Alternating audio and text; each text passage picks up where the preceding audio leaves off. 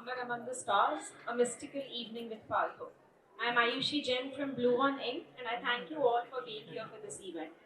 For the event, we have Sameer Gujrati with us. Sameer ji is currently the co-founder of Supermorpheus, a community-based ecosystem for building conscious startups. Since 2012, he has been a student and practitioner of the teachings of Sri Aurobindo and the Mother. He is deeply interested in the vast domain of Indian spirituality and its relevance to the present and future of humanity. Thank you, Sameer ji, for being here. We also have with us Manu Bhandari. A former investment banker, Manu Bhandari has worked in the area of Asia investments at Morgan Stanley in London and Hong Kong. He is an alumnus of prestigious St. John's School, Chandigarh, with post-graduation in management from HEC Paris and a second master's from the London School of Economics. His exposure to diverse cultures, international education system, and global organizations ensures developing and implementing strong delivery systems in the Sky World School. Thank you, Manuji, for being here. And we finally have the author of Integral Education and Somewhere Among the Stars with us, Partho. Partho is a teacher, poet, and a writer.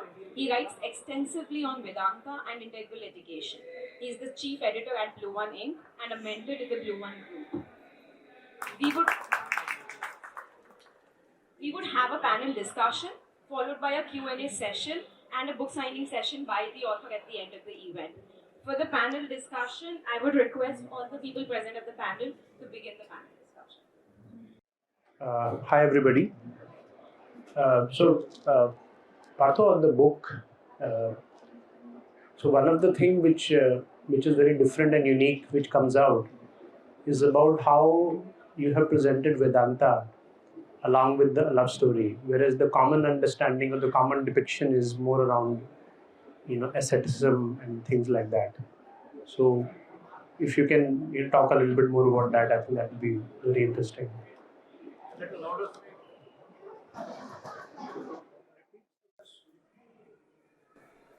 So the presentation of Vedanta. And in combination with love and a love story and colors rather. So this is not a book on Vedanta. It's not a treatise on Vedanta. It's not a scholarly work. This is the life story of a Vedanti. So there's a difference.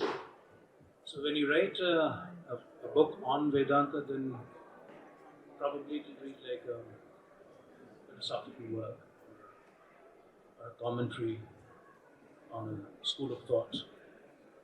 But when you're writing the life story of a Vedanti, then you forget Vedanta for a while. You know what I mean. You keep aside the academic or scholastic approach to Vedanta. You even keep aside the philosophy that Vedanta is, and you just follow the story of the person. And then whatever she has experienced, however she has experienced it, is what you describe. So, Partho, in the book, in the very initial part of the book, the journey of the Vedantin, is Krishna initiates her into the world of meditation, right? And there are concepts such as you are not your body and you are consciousness. So for the uninitiated reader out there, what would you suggest in order to relate to the book? What would you say is the essence of Vedanta, which a beginner can understand so that they can appreciate the journey that Ahana starts with? Difficult to answer this. See, there are so many approaches to Vedanta. And I always say that there are as many kinds of Vedanta as there are Vedantis. Each approaches Vedanta in his or her way. So for an uninitiated reader, you asked, I would say just read it like a story, like you read science fiction. And don't try to look for deeper spiritual meanings. Just read it as fiction, as science fiction, as some people have called it a mystical fiction, and enjoy the flow. And then, if something happens inside you because there is a lot of Vedanta there, it's after all the life story of one who has lived a life of Vedanta throughout her life, and has lived a entire life of. So there's a lot of Vedanta there. So if something happens within you, you will find the right source, the right path, the right guidance, and discover what you have to discover. Intriguing for the uninitiated reader. Just to take a step back, Partho, what would be the reason for anybody to take interest in a subject like Vedanta? Like, why should somebody even consider being interested in Vedanta? My first answer is no, there's no reason. No one's asking you to be interested in Vedanta. And that's not an entirely facetious answer. I mean that. I've always maintained you don't come to Vedanta, Vedanta comes to you. So if you're inwardly and spiritually, if you are ripe enough for Vedanta, it will find you.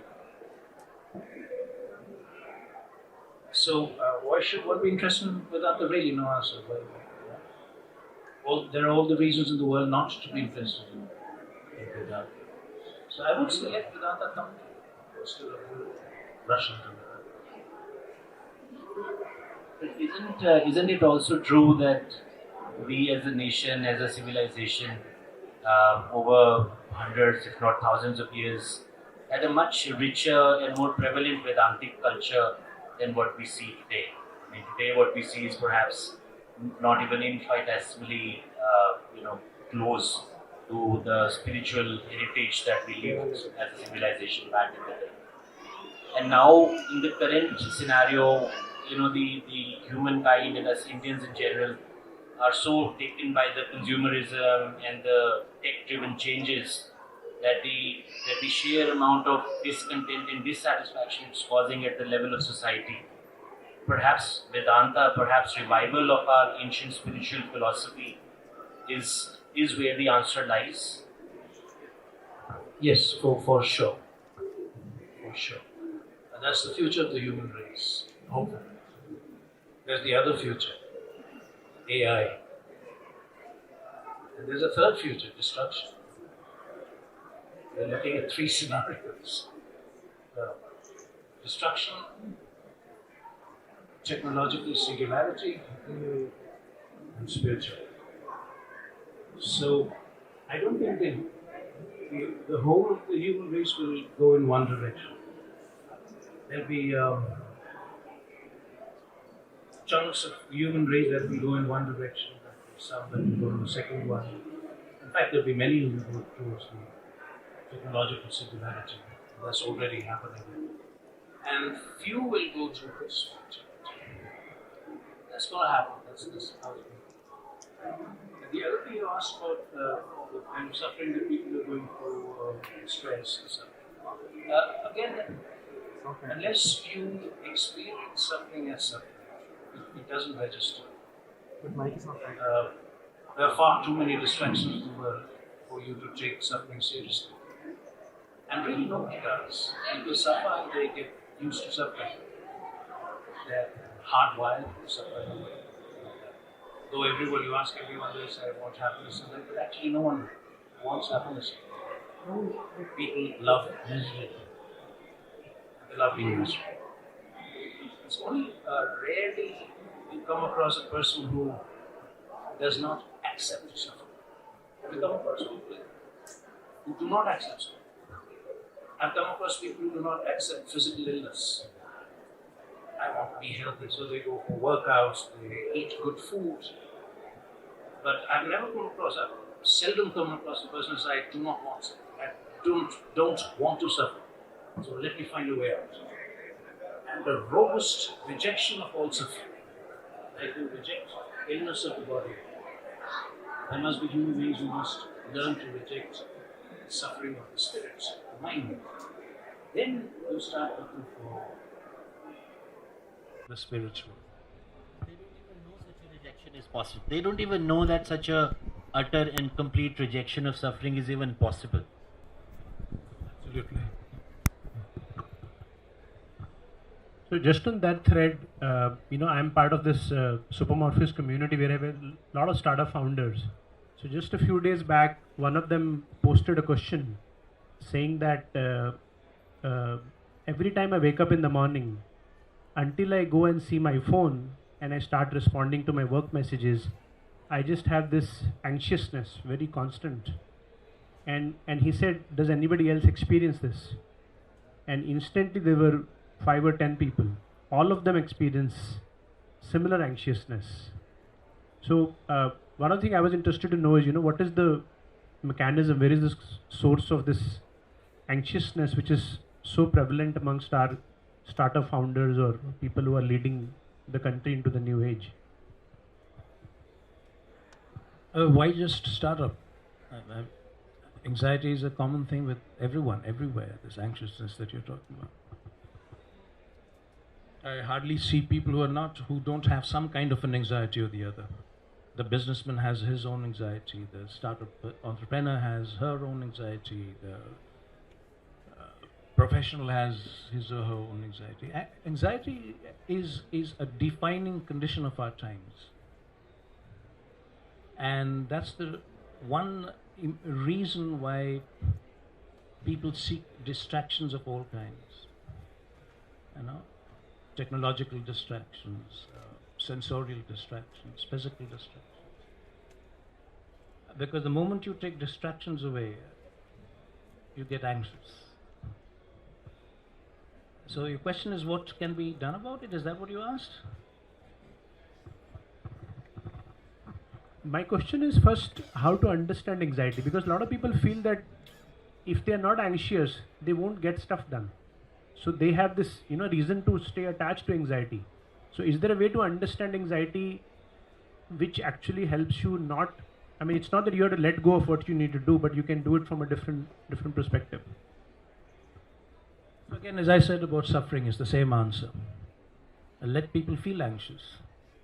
And let's see how much of anxiety you can live with.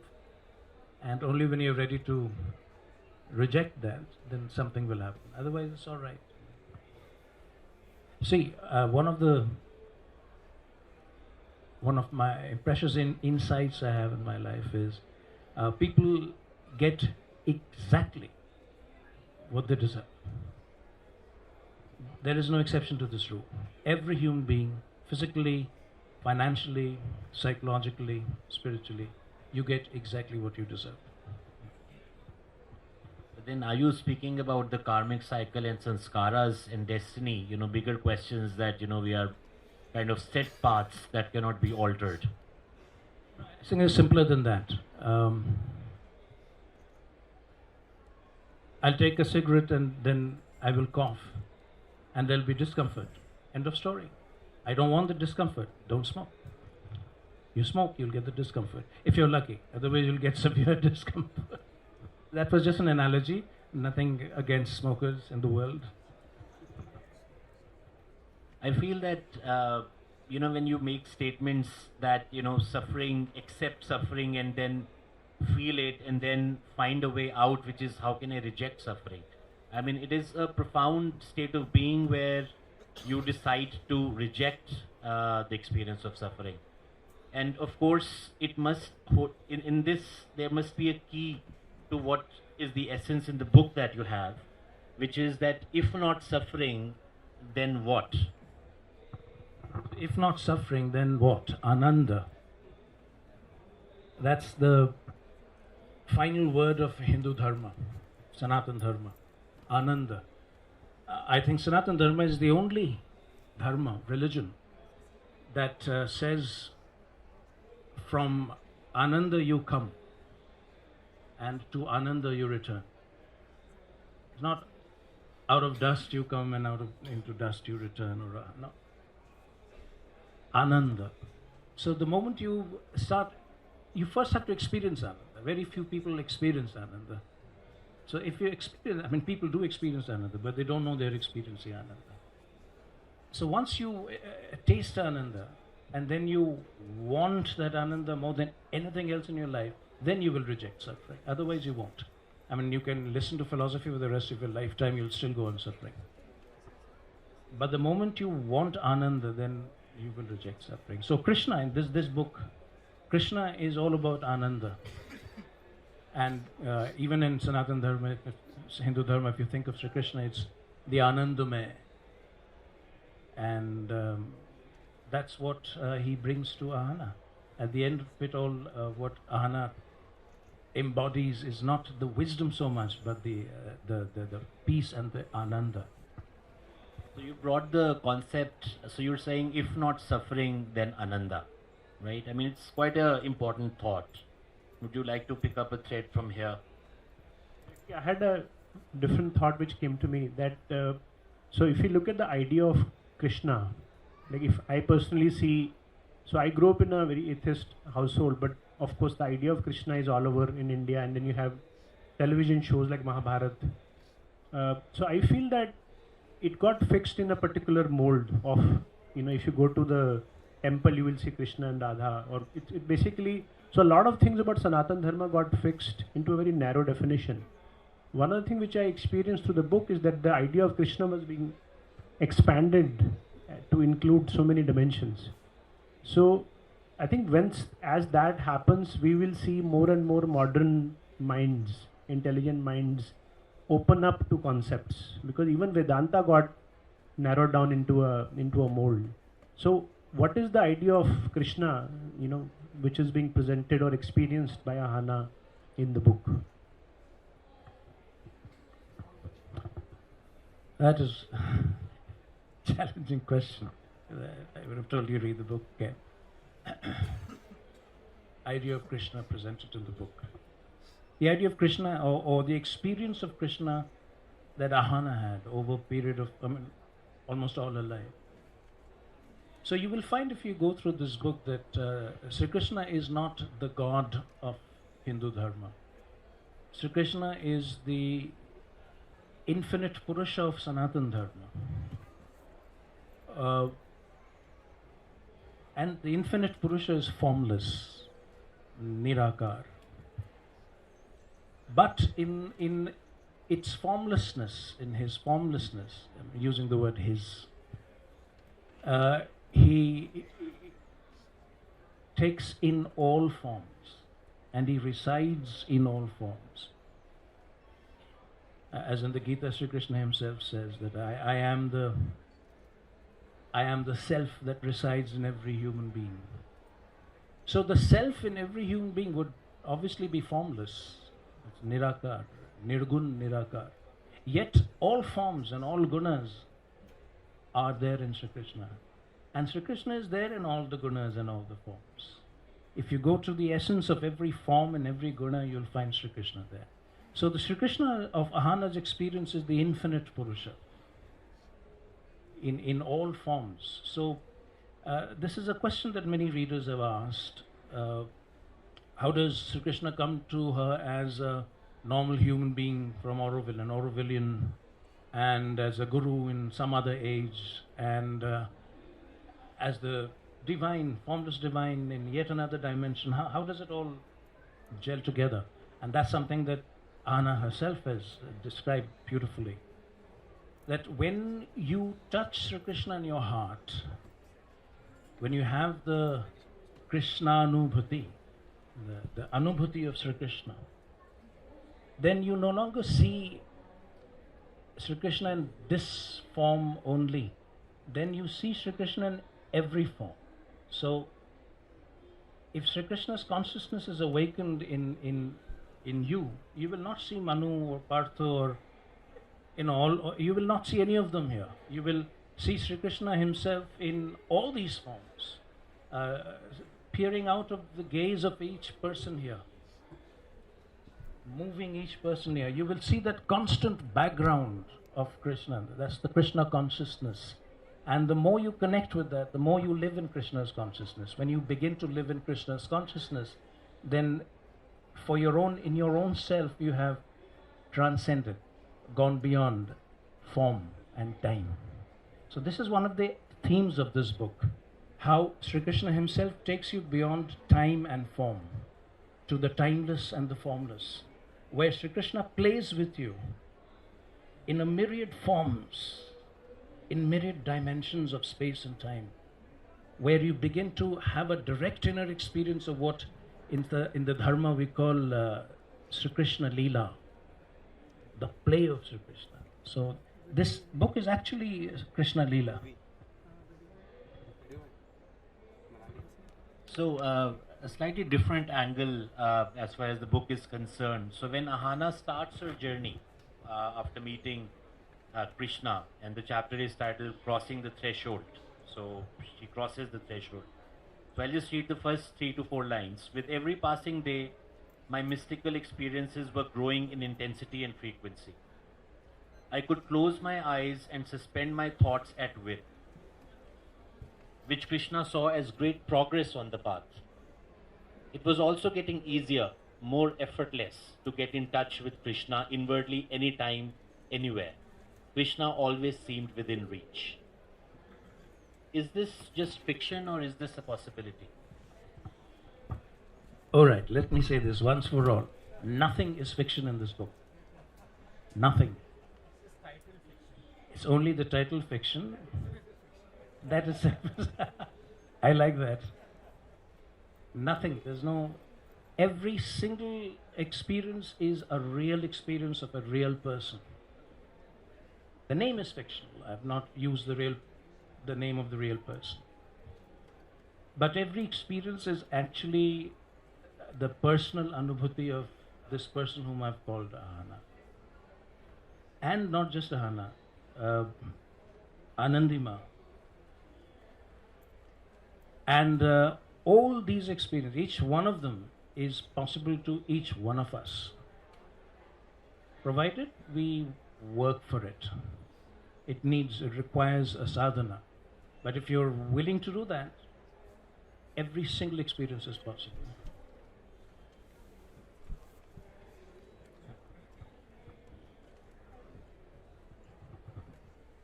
I think one of the question is, today people are so busy with life, even if there was a real, ichha of doing sadhana, does that mean that they have to leave everything and go somewhere and do sadhana?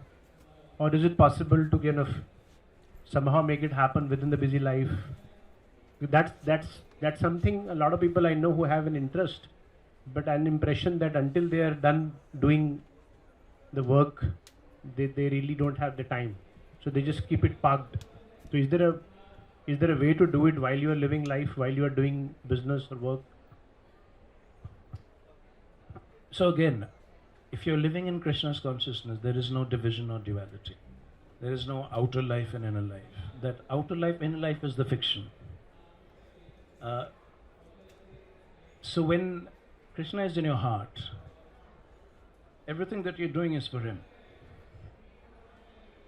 So where's the question of doing business separately? All your work is for him. So Ahana, I've experienced, it was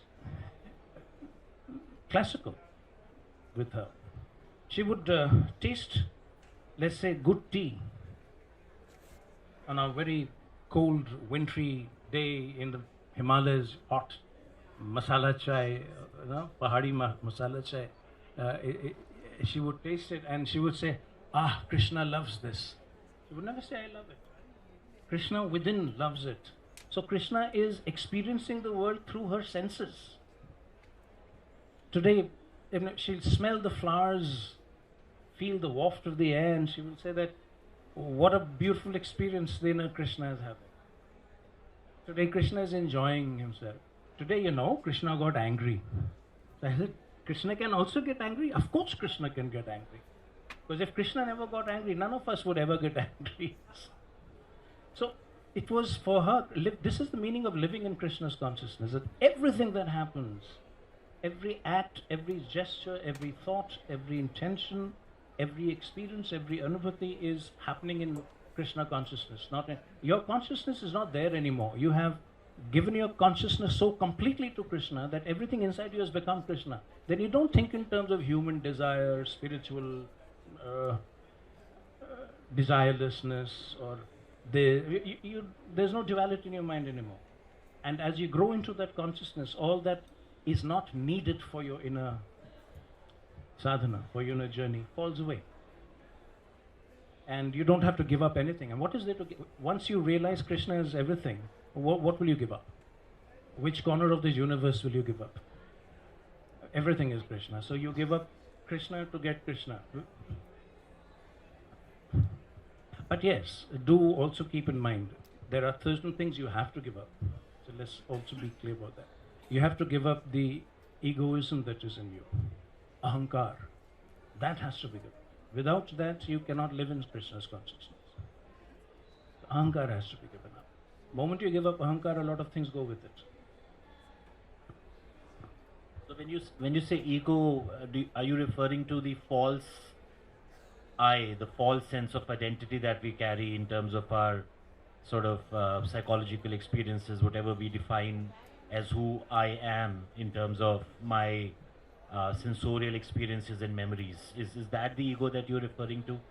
So how, for the lay persons out there, how do you work to dissolve that ego and get into at least begin to get into Krishna consciousness? No, it happens the other way. Krishna consciousness comes to you, then the ego goes. Till then, to aap jo marzi karo. Nothing is going to happen. You can spend your whole lifetime doing sadhana, nothing will happen. But the moment Krishna touches you, after that is transformation. Everything will just change inside. Everything, the ego will go away. Everything will, but it will take its time, because there's a thing called human sanskars. Each of us is born with sanskars. That is the reason why you are in this body. This incarnation is because of certain sanskars. Till those sanskars are not exhausted, it will not, even if Krishna is living in you, you will still go on with your old nature till the sanskars are completely burnt out. Of course, if he's living in you, it will get accelerated. What would need several years to many lifetimes will happen in a few years.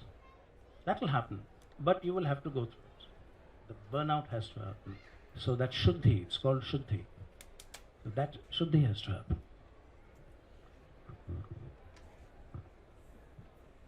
Just to switch tracks, Partho, to the second book on integral education, which also you've written. So, would be nice to just hear from you about, at a very macro level, the importance of integral education, which is emerging as compared to the mainstream where we are today, and why and how people should think about it, read about it, or try to practice it. So whatever we are talking about with reference to somewhere among the stars, if you take that like for children, how can children come to this dimension of life? You can't sit like this, like I am talking about Krishna and we are all grown-ups here. I can't talk like this about Krishna to a kid. It will be a very different experience. So how do you bring a child to the possibility of Krishna consciousness? That is integral education. Integral education is the path, the method to open your own inmost, your deepest consciousness, where you can touch Krishna. So if integral education is brought to people, if it becomes a universal form of education, then those three possibilities of human future will collapse into one. Because then, right from the time you're a child, you will grow up in playing with Krishna, in the ananda, in the purity. That's integral education. So in the book Integral Education, you also speak about the importance of educating the vital, right? The vital, understanding the vital, and then reforming the vital, so that there are possibilities of the children growing up with Krishna consciousness. So if you could just speak about that a little bit, the importance of education regarding the vital being amongst children. Well, the vital education again I'll be using. I don't want to use technical terms because not everyone here is an educator. I can see that, but vital, your life force, the life that you're living. There's full of desires, fears, anxiety, ambitions, habits, anger. The whole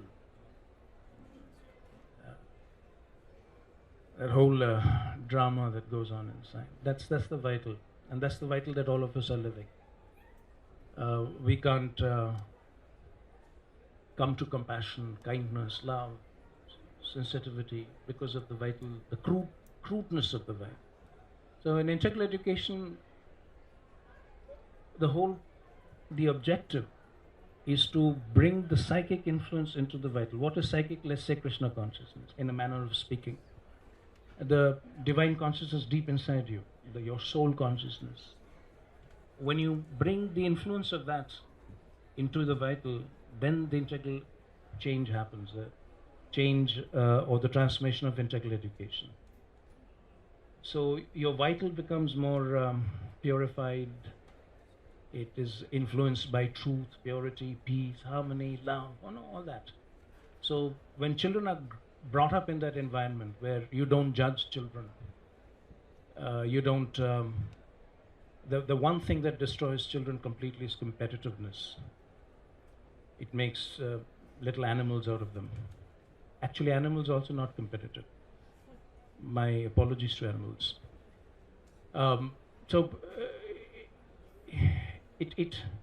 All that's wrong with human beings today is because our childhood are all messed up. Our education has messed us up completely. Were it not for this kind of audience, I would have used choicier language to vent my feelings about it. And that's the state of the world. People fighting each other all the time. Inner battles, outer battles. I'm right, you're not. Everyone wants to be heard. All that nonsense is because of the vital. So how do you change this vital? How do you bring up children in an environment where there's no competitiveness, no rivalry, where you don't have to prove yourself every second day or every day, and you don't have to do things that you don't want to do, and you don't have to study useless things out of a textbook. The most destructive thing you can do to a child's mind is to make him or her study textbooks. Human beings have become so textual. Text. You can't think or live beyond the written word. But real life lies in direct experience, anubhuti. Where is the anubhuti that we are giving to children? So no wonder they take to television and to cinema and to now AI. Yeah, and another generation, sir. You won't have your children with you anymore. They'll all become replica chat boxes. They will all. They already. I hear so many kids talking like machines nowadays. And there are also people in this world. I mean, the richest of the richest. I call it the richest 1% of human race, which owns more than 85% of world's resources. You will know the facts better, the figures. 85% of the world's resources owned by about 1% of the human population. And those people there they want to manipulate the human race because they have enough money for them to think of money anymore. It's power that they want. Power of the human soul. The old game between the Asura and the Deva. And they are using technology and politics to get that power. And the next generation, the younger people, the younger generation is just playing into their hands because they don't have the discernment, the intelligence, the buddhi, the vivek. So what is the future? Integral education or whatever name you give it. Education that awakens your soul. That's my thinking. Thank you.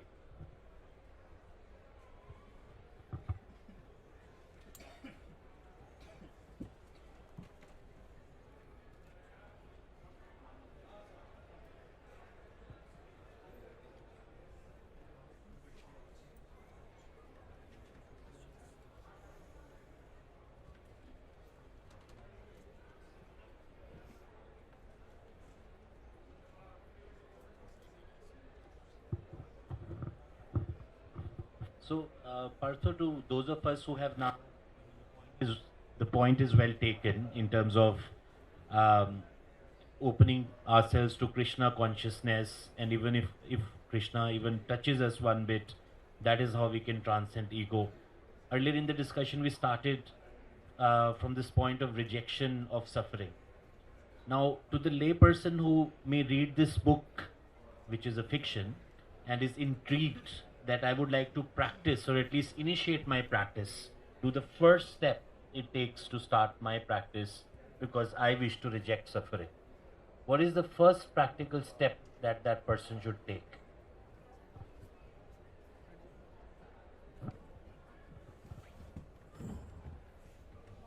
I don't know. First practical step a person should take. Probably want it. I mean, first step would be to want this thing. But if you don't know it exists, obviously, how will you want it? So first is to find out if there is such a thing. You mean about someone who's read the book? Oh, then everything is in the book. I mean, if anyone wants to take to a life of Vedanta, I don't think you need anything else outside this book. Anna has given everything. Absolutely, not just possible, sooner or later inevitable. I want to see how long we can live in suffering.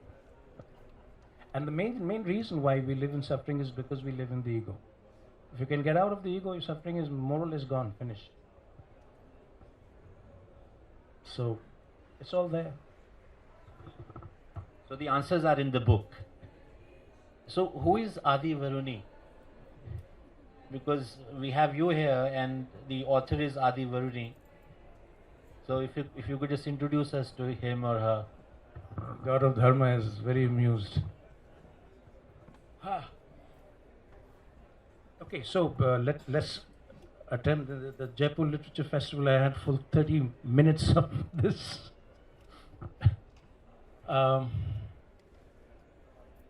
So, Adi Varuni was the name given to the author when I met this woman many years ago, Almora, and spent some quality time with her, many days of it. And that was the time I actually wanted to write this book. And I said, so someday maybe I will write this book. And some things happened which I haven't talked about here, but she's the one who gave this name Adi Varuni. And this particular book I wanted to write as Adi Varuni because I wanted to respect that memory. It's the bhav. So I did not want to bring my name in. So I was forced to reveal this thanks to Gitanjali and where's Anirudh? I can't see him. Thanks to Gitanjali, Anirudh and Parikshit. Three of them literally coerced me, dragged me screaming and into, that it's needed for the book. So I said, and then again after a point it didn't matter. I mean, till the point it mattered, after a point it didn't matter. I said, doesn't matter. And what's there in a name? And anyway, this book is all about what's there in a name. Naam Roop. We are glad that we now have the chance to listen to you talk about the book. So it's one thing to read the book, which we are grateful for, and also to listen to you about the book. So we appreciate that you are Adi Varuni, and we'll continue to read more books from you. Partho, another question is, who should read the book? I mean, is it only for people who are already advanced into the sadhana or wanting to start or something else? Is there any thoughts on that? Any inspirations on who should consider reading this book? Actually, I never thought of that. I mean, anyone. See, I have always believed, and that's how it's happened with me as well. The book that you're meant to read comes to you. One way or the other, it will come to you. And that's how it's with the best books in the world. When you're meant to read a book, the right time and the right way, that right book will come to you and you read it. So let's say this book is meant to be read by those who are meant to read it.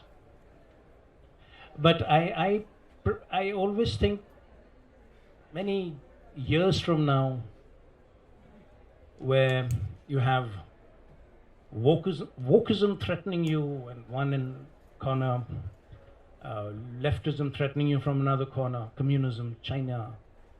You have artificial intelligence threatening you from yet another corner. You have the imminent danger of nuclear warfare at yet another point. Then you have economic collapse at another point. The world is going to the dogs. And some young person sitting somewhere discovers this book and feels deep inside that Krishna is still a possibility. It's for that person. That person will read it. That nameless, faceless person. When dharma will be needed in this world. Because without that, it will be destruction. And I don't care about physical or nuclear destruction. I'm talking about a destruction far more destructive. Spiritual destruction. When your spiritual possibilities will be destroyed because of all the things I just mentioned. Money, artificial intelligence, Chinese communism, leftism, wokeism, all that. So that's who must read at that point in time. So in the book, Partho, there is this passage which is very intriguing. If I have your permission, I'll just read it briefly. In a manner of speaking, Ahana, travel implies a displacement, an object moving from one point to another. But in the subtle plane, there is no actual object and no actual displacement. Remember, there is no physical body, only consciousness. So at this moment, is it consciousness moving through space? No, it is space moving in consciousness. So this Partho is very, very intriguing. This movement that what we feel as life is effectively movement happening within our consciousness and nothing more. So if you could just explain that a little bit. He's turning it into a Vedanta session. Don't blame me, huh?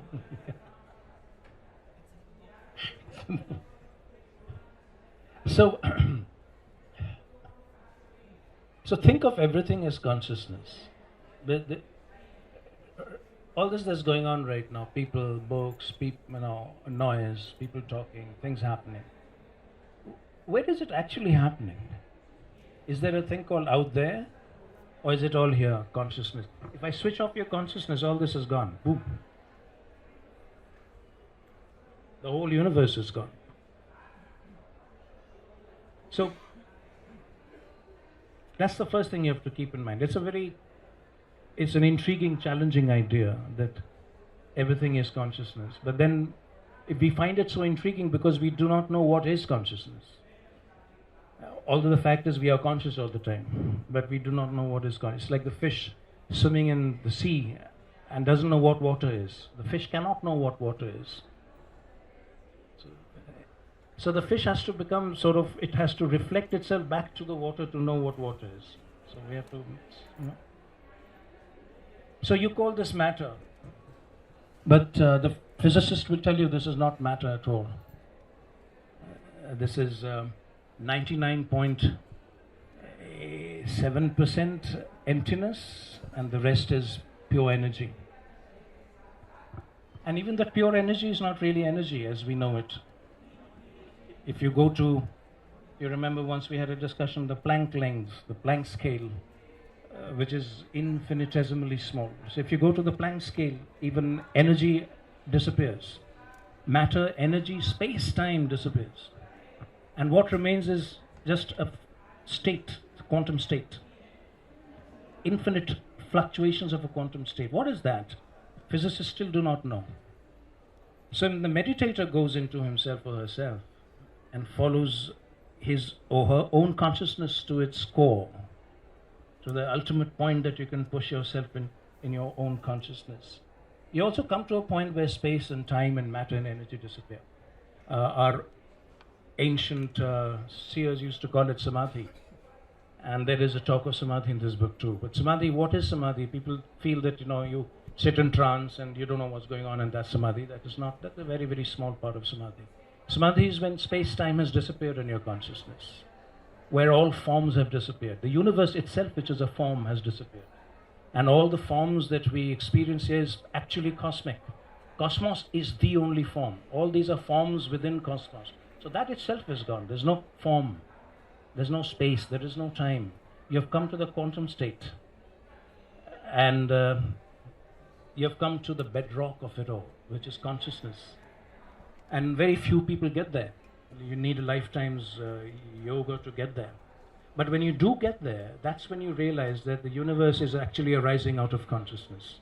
Not yours or mine. There's no such thing as my consciousness and your consciousness, but consciousness itself. So the universe arises out of consciousness, so which means the universe is consciousness. Now if you just somehow keep that thought in your head, if you can keep that thought in your head, then you will know, at least intellectually, that all this is happening in your consciousness. Things are moving in your consciousness.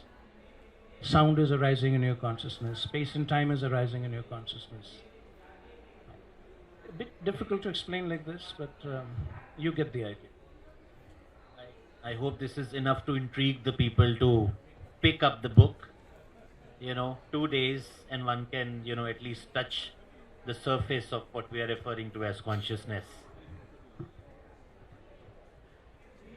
So, Partho, the question which emerges from what you're saying is, if somebody does realize that everything is consciousness, so will such a person just then, not experience this anymore, not live? Like, how do you, it's very difficult to get there, but when you get there, can you come back? And should you come back? Can you come back? What happens? Is it like an event horizon where you just... I would just like to tell everybody that Partho normally doesn't come to public platforms and open himself to such questions anymore. So hence there's an opportunity for people like us to benefit from his presence right now.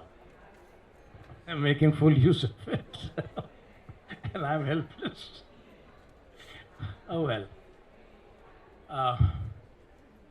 So if you can somehow imagine that you've gone to that point of consciousness, then there's no you left, na? Where's the you then? Space-time has disappeared. Form has disappeared. Everything, all constructs in your minds have gone. Your mind is gone. So there is no you. And remember, there's no space-time. So there's no coming and going anymore.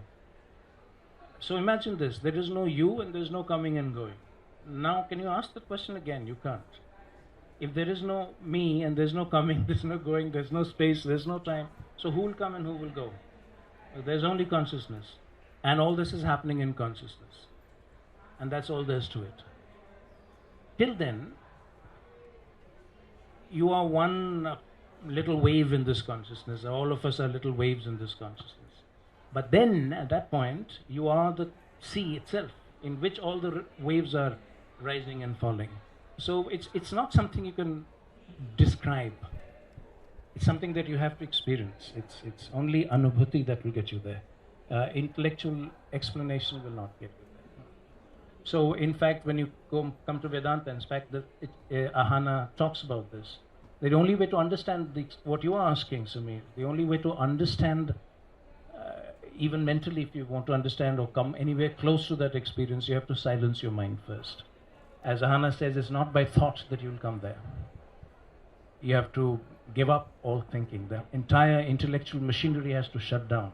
The mind has to become absolutely silent. And then this will open up. So on a more practical note, Samir had asked a question that many of us wake up in the morning and the first thing we do, or at least want to do, is to check our phone. If we are unable to do so, then there is anxiety. So the larger question, the space from which human beings today, the motive that drives them, is it fair to say that it comes from desire and ego, and it is the Rajogun that is in operation? You had mentioned gunas as well. So I'm just trying to go a little bit to the practical side, that what is the pathway for today's generation, be it in the corporate world or the entrepreneurial world? How do they reduce their unrest, their dissatisfaction? Is it by appreciating the concepts and trying to practice the transcending of ego, the transcending of desire, and going into Krishna consciousness? Is that where the Ananda resides, and is that where we should strive to go on a daily basis without sacrificing what we are doing? No, you mentioned Rajogun. So the solution is this: you understand and work on your gunas, that's all. Tamogun, Rajogun, Sattvagun. So first you have to understand these gunas intellectually. Then you have to work on these gunas. And then if you can work on these gunas, then it doesn't matter where you are and what you're doing. You can be anywhere doing anything at all, and nothing will touch you, nothing will affect you. So you have to work on your gunas, and if you go to the Vedanta, the aim is to master the gunas. There are three steps: understand the gunas, work on the gunas, master the gunas, then go beyond the gunas, become Trigunati. And that's the whole of the Gita.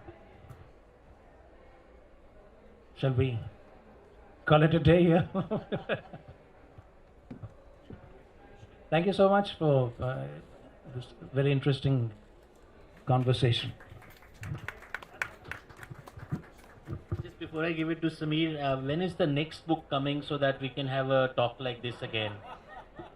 Well, since I'm sitting at the World Book Fair and in a bookstall, I will answer this question. I'm right now probably a month or two away from the completion of my next book on Hindu Dharma. It's called, it's on Sanatan Dharma, Hindu Dharma and the future of this world. So give me another 2 months and it will be there, ready in your hands. We look forward to it. So this is a common question which I do see, but I don't have a good answer to this. But a lot of people who do feel attracted towards the field which you're talking about, feel an interest or get an idea to engage with Gita. And most of them end up just picking up a copy, of one popular Gita and just read it as a text, thinking that this will help them. So I just wanted to kind of, ask that if somebody does want to connect to Gita, what is the right way to do so, rather than, is it okay to just read one of the interpretations, or, what's the way? And a person is still new to the process, but they want to get help, seek help from Gita. So I'll try to do justice to the last few minutes. It's like when we say, the book that I'm writing right now, though I said it's Hindu Dharma in the future, well, it's actually, there's no such thing as Hindu Dharma. It's actually the Sanatan Dharma. So this book actually establishes Sanatan Dharma as the Dharma, and explains what Sanatan actually means. It's not a religion at all. So exactly in the same way, the Gita is not a religious text at all. The first thing that one has to do is get it out of one's mind that this is a holy book. The Holy Gita, they call it. It is not so. The Gita is an enormously challenging book for any human being if you are not actively practicing sadhana. The Gita begins to make sense to you only when you're deeply engaged in a life of sadhana. Without that, it doesn't make sense. It doesn't open anything for you. Yeah, you'll get some, conventional wisdom and things like that. You must work without desire. Hello. Try to work for 5 minutes without desire, let's see. Because it's not so easy to come to desireless work, Nishkam Karma. To come to Nishkam Karma, first you have to go through a profound transformation in your being. So, just to give, sort of, because this will mean that we'll have to go out with the World Book Fair and then continue our conversation. But yeah, that's the approach to the Gita has to be very intelligent and very discerning.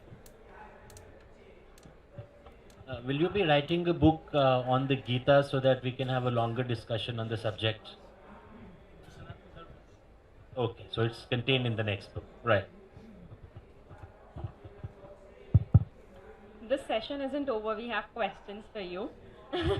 So we'll open the question and answer session for the audience.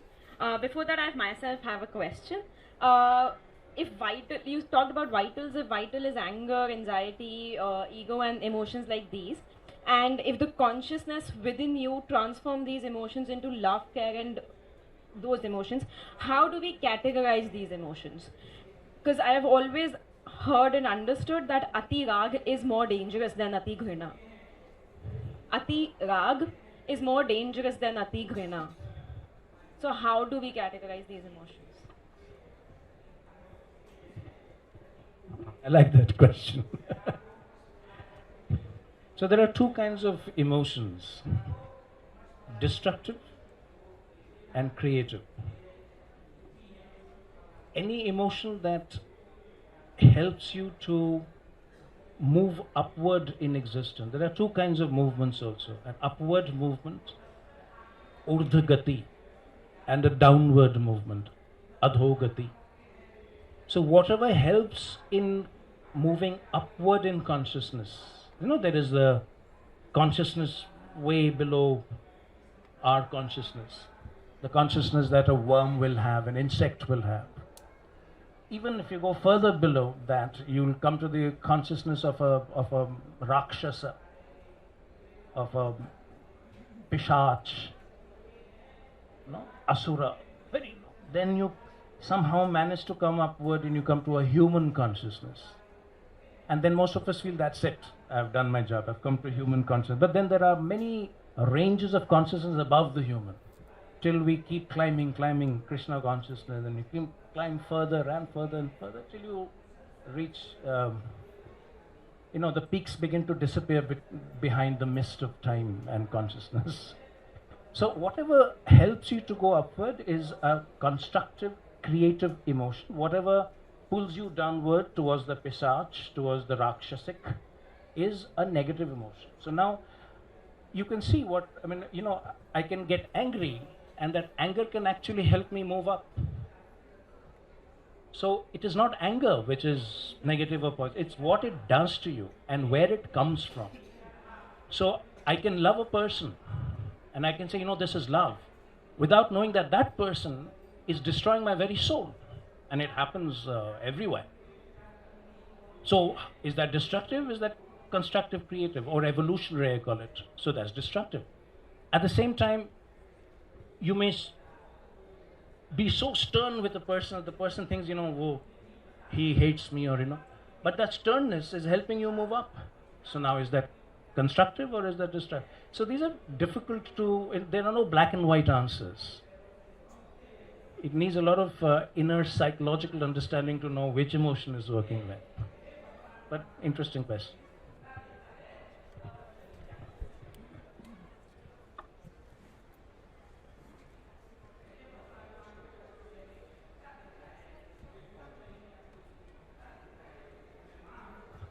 Namaskaram, sir. Sir, today you talked about wokeism happening in the world. So, my question is, there are a few instances of Hindu phobia happening in our country as well and in the West as well. So, how to cope with that? I mean, how can a common Hindu like us cope with it? Very important question. One of the reasons I'm writing this book is this question. To counter this whole thing of religion and dharma and all that. The difference. First, one has to understand the difference between religion and dharma. Dharma is not religion. Though in Hindi we use the word dharma for religion, but it's not the same thing. So what I tell, and when I talk to young Hindus like this, who say Hindu phobia and the world over and all that, is first is understand what Hindu means first. First, understand that whether you follow this religion or that religion, as long as we belong, our lineage is in this subcontinent. We are all Hindus in a manner of speaking. If our lineage, if our ancestry goes to that Sanatan Dharma that we talk about, and Sanatan Dharma simply means the eternal. It doesn't mean this or that. It is that which is time, and eternal also doesn't mean it is timeless. independent of time and circumstances. That's all. Now, what is there about human nature or about us human beings which is independent of time and circumstances? The spiritual. Every person has a spiritual element, right? The soul, whatever name we give to that. Whatever name you give to that. In Sanskrit, we use the word Atma. So, again, people say now, Atma is Hindu, but Atma is Sanskrit. The moment you say it in like religion in Sanskrit is Dharma, but Dharma is not religion of the English language. Dharma comes from a completely different background. It's way beyond. If you understand Dharma, you've already actually understood everything. So my first exhortation to all young students of so-called Hindu Dharma is to first understand the Dharma. Is to understand what Dharma is. Yeah? When you begin to understand that, then you will begin to realize what this so-called Hindu phobia is actually. I agree with you. There's a lot of Hindu phobia, especially in the Western press. That gentleman has written a book which we have published. Where's this book? Yeah. You see that book there? And the one that he's just written, the latest one that we have released, Snakes in the Ganga.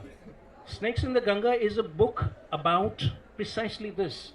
He's researched and written about every institution globally which is actively following this anti-Hindu agenda. So it's real. But how do we cope with it is a very different question.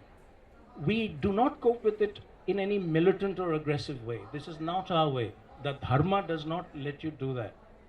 The Dharma means three things, and I want every young Hindu to understand this. First is to establish the Dharma in your heart. Very few of us do that. When you have established, and there's the whole way of doing that. I mean, we don't have the time simply to discuss this. But there's a way you can establish the Dharma in your heart and mind. Once you establish the Dharma in your heart, that Dharma will give you strength and wisdom. Dharmo rakshati rakshataha. When you protect, and this, what does protect Dharma mean? Dharma doesn't need your protection. Dharma protects you. But when you keep Dharma in your heart, that is your protection. So when you keep Dharma in your heart, that Dharma gives you strength. When Swami Vivekananda first went to the United States, he stood in that Chicago Assembly of the World, religious conference of the world, and he looked, everybody sitting there, and this is a monk coming from some vague oriental country, and he just says, brothers and sisters of America, and stunned, pin drop silence. And this is all fact, written, documented. Everyone says something, the body language changed. Just one word, brothers and sisters of America, like he used to say. And everybody's, I come to speak of Hindu Dharma today. And he used to speak like that. No. Boom, you can feel the intensity in the air now. Why? He was not an orator, he was not an actor. What was he saying? Dharma was speaking through him.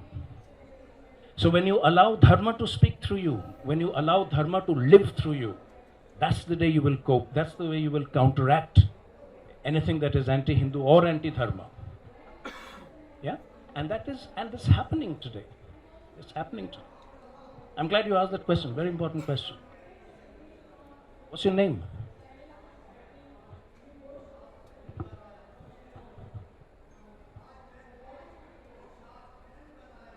Hello. Partho, thanks for the beautiful book. So when I read the book, it started initially as a story of the Vedanti, but as the book continued again, it felt as if it is Vedanti also sharing the story of Anna, but again through experiences, it again popped up like, oh, it is actually Anna sharing the story of Vedanti. And even going more deeper, it was like Sri Krishna telling the story of both the Vedanti and the Anna. So, and through the travel of time and dimensions. So here comes two different questions. So as the book was coming to an end, it felt as if there is something more to it, right? Because as if there is something more. Anna is saying that there is one more book around coming by Adi Varuni, which is an extension of it. One question is there something around it? And the second is, where is Anna?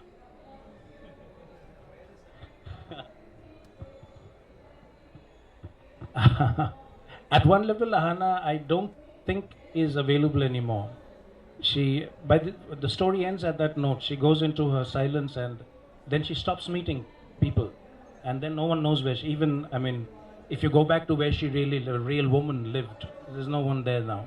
I've checked that out, and no one knows where she's gone.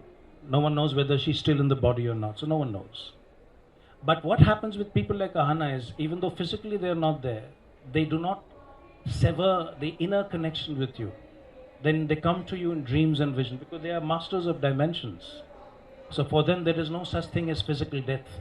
The body falls in one dimension, you're alive in another dimension. So she remains in touch, revealing next layers and next levels of the inner journey. So in that sense, Ahana is everywhere. I can see Ahana everywhere in so many forms, in so many Nam Roop. She's there. Just as Ahana saw Sri Krishna everywhere. Yeah? Does that answer your question? And what was your second question? Continuation. Yeah, there is a continuation of this where the journey moves from Sri Krishna to Sri Aurobindo and the mother. So that's the next part of the story, where it becomes a story of terrestrial evolution. So let's see when that happens. Partho, you spoke about that the experience you had that every human being gets exactly what one deserves. So my question is that, is there a way to change that deservedness? Every human being gets what he or she deserves. Is there a way to change that? You're talking about, is there a way to change your karma or whatever? No, it's not so difficult as that. What do you deserve, sir? The question is best answered if you ask, what do I want? What do I want? Is a question every human being can ask. And when you ask the question, what do I want? What answer do you get? That is your reality. So, what do I want? If I ask you that question right now, what do you want? I'm getting exactly what I want right now. So you've answered your question. This question comes from the same practical mindset that Samir has been asking such certain questions. This question came from the same background that Samir, the questions he has been asking about. But when we talk to people, they are, having some kind of pull in this kind of journey, this kind of sadhana, this kind of work.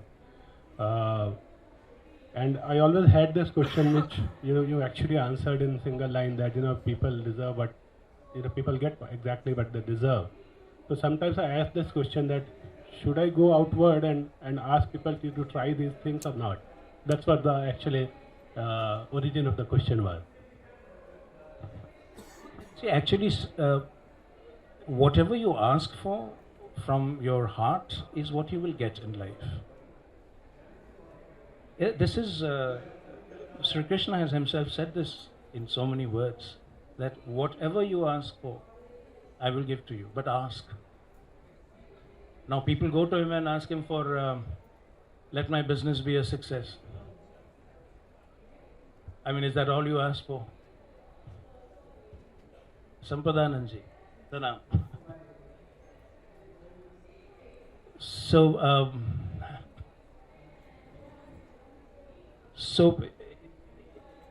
the question, how high is your desire? The question still remains that is there a way to change that? Is just it has to be internalized all the time, or can it be externalized? Can I ask someone just do this and probably will get this, or it has to come from inside?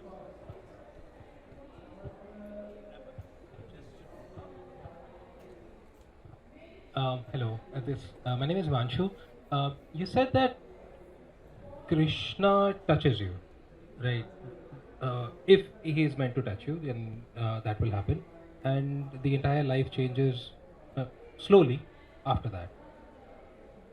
What was your moment? Can you guys talk about it a bit? Or is it way too old?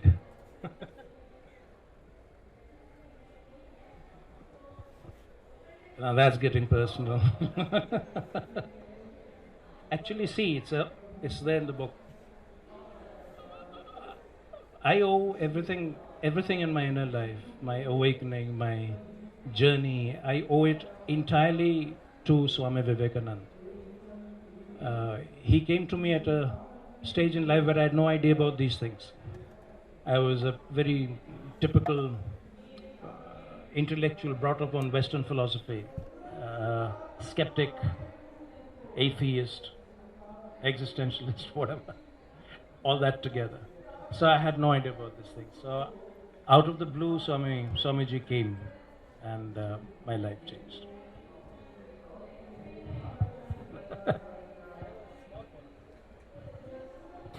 How does your mindset change? How do you know, looking back, that okay, this is where the change happened?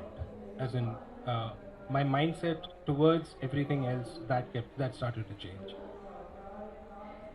Can you be intellectually aware that that kind of a change has happened, or is it beyond intellectualism? You can be aware. You know your inner changes. Everyone is aware of how your mind works. Everyone is aware of your emotions, and you can sense the change. Definitely. Yeah? How much time do we have, really?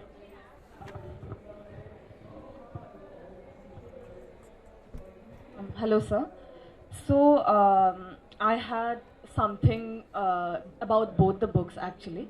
So, in integral education, you have mentioned about the problems with the present educational system and how that schools still continue to be institutions that continue to tame life and spirit. So, and also about the protocols, about the biases that are present in school have been crystallized and fossilized for a long, long, long time.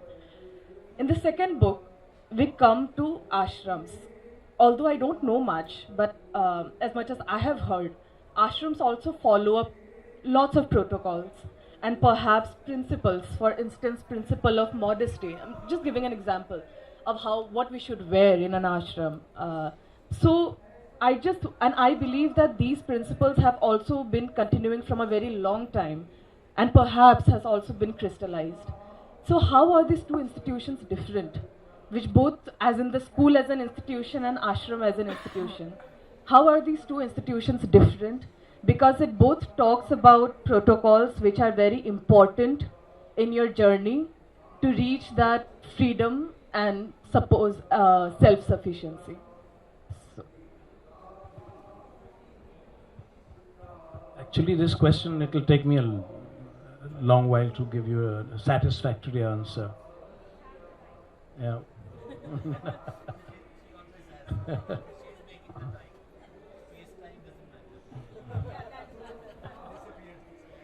Yeah. There's also different kind of. Then I have to go to education, and integral education at one time used to be a great passion with me. I didn't even need the question to start speaking, but some other time perhaps.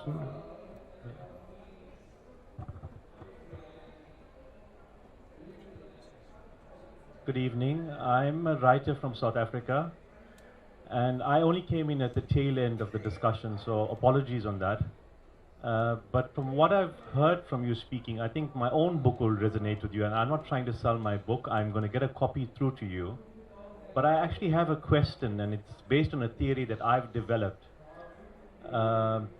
with regards to whether karma can be negated, whether it can only be done through righteous action. I'm talking about negative karma.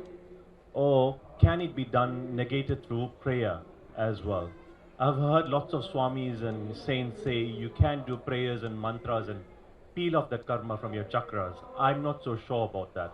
But every time I dipped myself in the Ganges, which is maybe every 1 or 2 years, I found for 6 months or so after that, my life was in turmoil.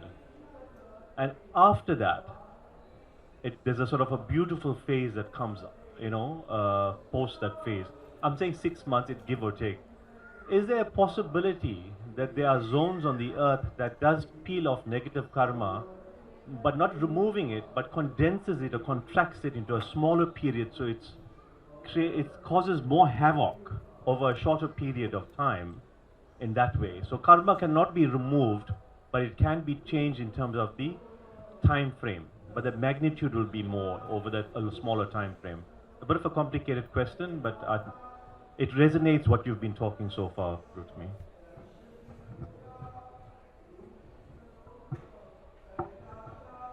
So my take is a bit different.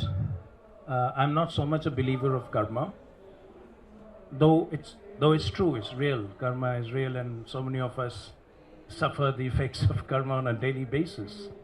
But karma itself is a hugely misunderstood word, it's a hugely misunderstood concept, and it'll take a very, very long time to come to an understanding of karma. But my take, I will answer your question from my perspective, which is karma is real to your outer self, the surface being that you are. And you missed the earlier ones where we were talking about there's also a deeper self that we have. We can call it an inner self, we can call it a deeper self, an atmic self. So if you can somehow manage to come in touch with that inner self, then by itself you become, the process of karma falling away begins for you. And the closer you get to the inner self, to the atmic self, the more you're freed from your karma. And then you don't, I'm sure there are places where your karma is affected. Sometimes it's accelerated, sometimes it's, the havoc happens, because a cleansing of karma always begins with a lot of disturbance. I'm aware of that. A lot of us have gone through that before the good thing starts, a lot of disturbance you have to go through, sometimes physical disturbances. But that's because of the cleansing of the karma. Karmic processes will have their toll. So all that is true, I'm not denying any of that, but if you were to ask me personally, I would say infinitely more important than your karma is to turn inward and call Krishna within. And just keep on calling Krishna within. And don't even wait for karma to be over. Just come to that habit of offering everything you are and everything that you do to Krishna within. And that will take care of all your karmas. That's my personal answer. Are we done? Or?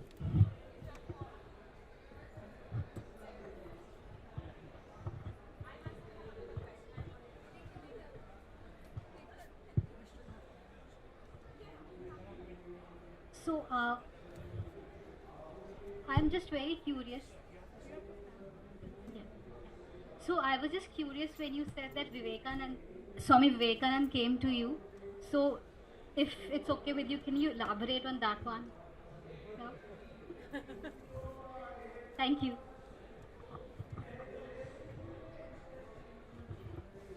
That much also is shared because it's there in the book. So it will be pointless for me to deny it. But let's keep it at that.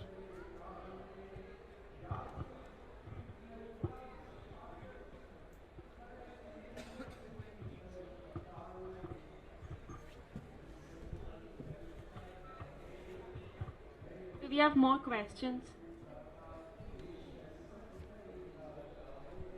Actually, the more we read, the more we go into fiction.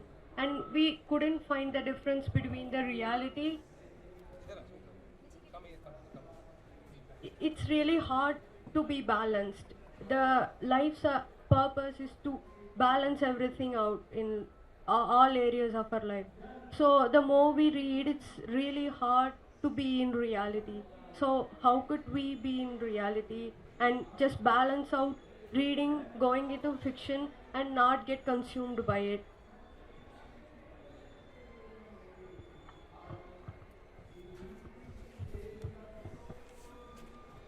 What do you read? and then you get confused with reality and fiction. Yeah, it is hard to focus more on Hard to. So I think a bit of, I'm a teacher, so I might sound like a teacher, but forgive me for that. I trained the mind a bit of training of the mind, and I always feel that the best training of the mind comes from studying mathematics, Sanskrit, and physics. These three they sum up. So whatever reason, I have my theories, of course, but they bring a very strict and very systematic discipline to the mind.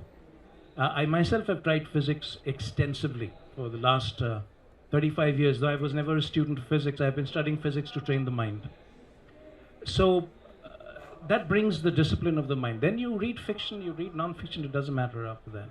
But it grounds you to reality. But again, physics can also take you, I know people who have gone into physics and never come back to reality. But the good thing about it is they end up getting good, they end up writing good books on physics. I know one person who even got a Nobel Prize in physics. So I won't entirely recommend that, but there are other ways of grounding your mind. But it's always a good idea. If I continue the teacher's train, it's always a good idea to focus more on reality than on reading. Reading at the right time, the right kind of reading at the right time will have the right effect. Too much of reading is not a good thing. Just like too little is not a good thing, too much is also not a good thing.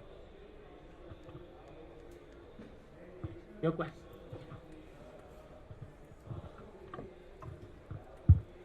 On the same lines of what we get what we deserve.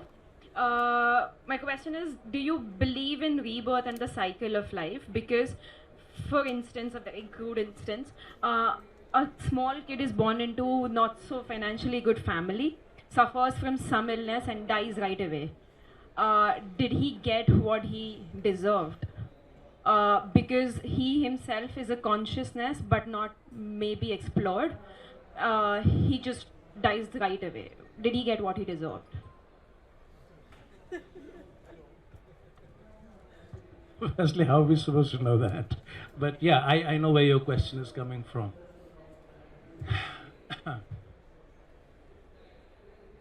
I'll give you a story. Shall I tell you a story? Small, short one.